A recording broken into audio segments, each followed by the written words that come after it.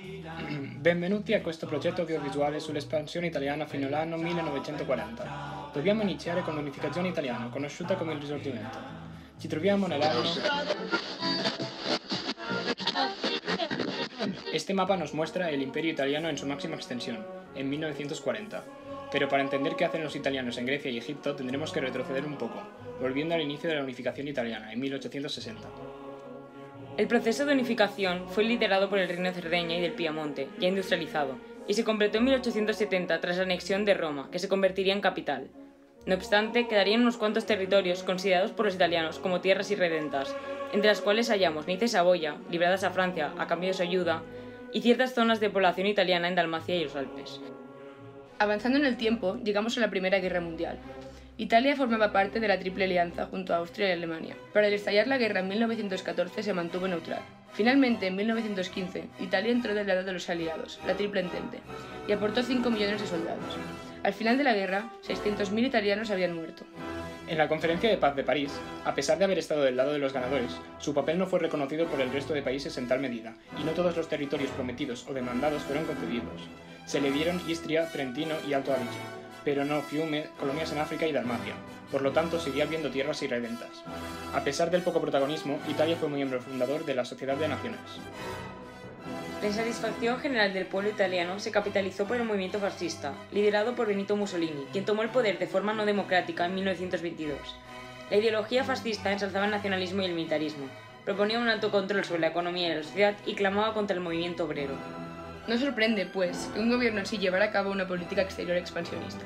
No obstante, sería la Gran Depresión en 1929 la encargada de tumbar la balanza a favor de las políticas de autarquía, y la falta de recursos para desarrollarlas con efectividad impulsaría el expansionismo italiano. En 1932, los italianos consiguieron conquistar y estabilizar Libia después de 13 años de campaña militar. En 1934, las acciones de Mussolini en el panorama internacional fueron muy significativas. Italia había apoyado la independencia de Austria desde el final de la Primera Guerra Mundial, así que supuso el Anschluss, la anexión de Austria a Alemania, que era uno de los objetivos de Hitler. Cuando el 25 de julio de 1934 un grupo de nazis austríacos asesinó al canciller Engelbert Dollfuss, Mussolini rápidamente movilizó sus tropas a la frontera para detener el intento de Hitler de conseguir el Anschluss. La acción fue suficiente para detener a los alemanes, pero provocó un distanciamiento entre ambos líderes. Además, en abril de 1935, Italia, Gran Bretaña y Francia se reunieron y firmaron la Conferencia de Stresa, un acuerdo para frenar los deseos expansionistas de Hitler y protestar contra sus intentos de romper los acuerdos del Tratado de Versalles. El Anschluss finalmente sería llevado a cabo en 1938, en un momento mucho mejor para las relaciones germano-italianas, como esta viñeta satírica nos muestra. En la imagen vemos a Hitler transportando un animal sobre el que hay escrito «Integridad austríaca», simbolizando la conquista. Mussolini le saluda y le dice «Está bien, Adolf, no hay ningún tiro».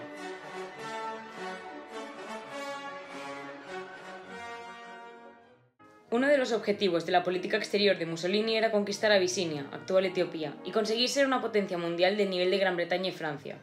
Aunque Italia apoyó la entrada de Etiopía a la Sociedad de Naciones, en 1929 ideó un plan que llevaría a cabo en 1932 para la conquista de dicho país. El siguiente fragmento forma parte de uno de los discursos que hizo Benito Mussolini antes de lanzar su ataque sobre Abisinia. No solo es nuestro ejército que se dirige a su objetivo.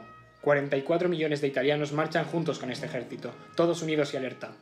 Para conseguir la victoria, Italia aportó su suprema contribución de 670.000 muertos, 480.000 incapacitados y más de 1 millón de heridos. Cuando fuimos a la mesa de negociación de esa odiosa paz, nos dieron solo las migajas de despojos coloniales. A pesar de las denuncias de Haile Selassie a la Sociedad de Naciones, Mussolini ordenó el envío de sus tropas a la zona. Los etíopes, sin armas modernas, fueron derrotados, y el país fue expulsado de la Sociedad de Naciones. Sin embargo, Italia conquistó finalmente la capital el 5 de mayo de 1936. Al conocer las noticias de la victoria, Mussolini se dirigió a la nación con las siguientes palabras. Italia tiene su imperio al fin, un imperio fascista porque lleva las indestructibles insignias de la voluntad y del poder de los lictores romanos, un imperio de civilización y humanidad para toda la población de Abisinia. Esa es la tradición de Roma. La intervención de Mussolini en la Guerra Civil Española de 1936 fue motivada por dos factores clave: la potencia militar después de conquistar Etiopía y la ideología fascista que le acercaba al general Francisco Franco. Sobre el apoyo bélico al bando nacional, la historiadora Sarah Steiner apunta lo siguiente.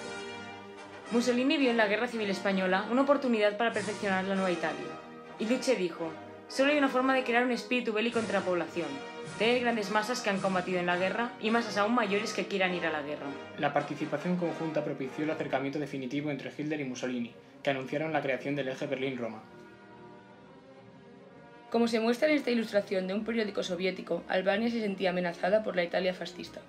A pesar de que llevaba un tiempo como estado satélite de Italia, en abril de 1939 Mussolini tomó la decisión de invadir el país balcánico. Esta operación militar, en la que participaron 100.000 hombres, estuvo motivada por un intento de imitar el expansionismo de Hitler, intimidar a Yugoslavia y utilizar el territorio albano como trampolín hacia Grecia y otras zonas del Adriático.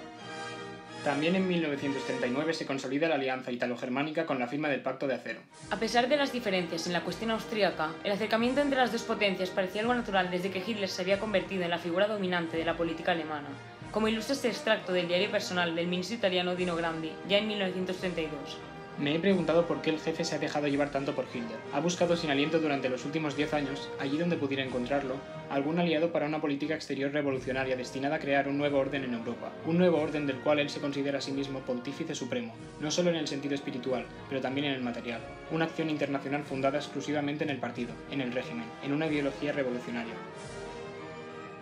Desde el territorio de Libia se cruzó hacia Egipto, territorio británico, y Túnez, territorio francés, mientras que desde Albania, recién conquistada, comenzó la invasión de Grecia. Italia había entrado en la Segunda Guerra Mundial. Pese a haber permanecido neutral durante 1969, Mussolini decidió entrar en la contienda en 1940, siendo coherente con sus ideales promilitaristas y persiguiendo ampliar sus dominios en el Mediterráneo. Al fin y al cabo, haberse mantenido al margen era motivo de humillación para el duce, y se corría el riesgo de un distanciamiento con una Alemania cada vez más poderosa.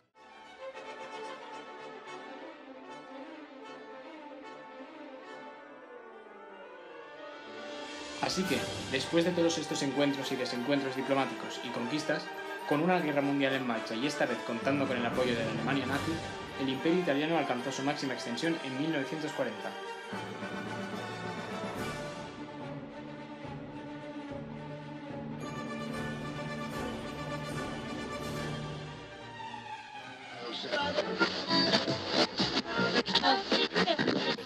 Da questo momento l'Italia inizierà a lottare nella Seconda Guerra Mondiale e da qui in poi è una lunga storia.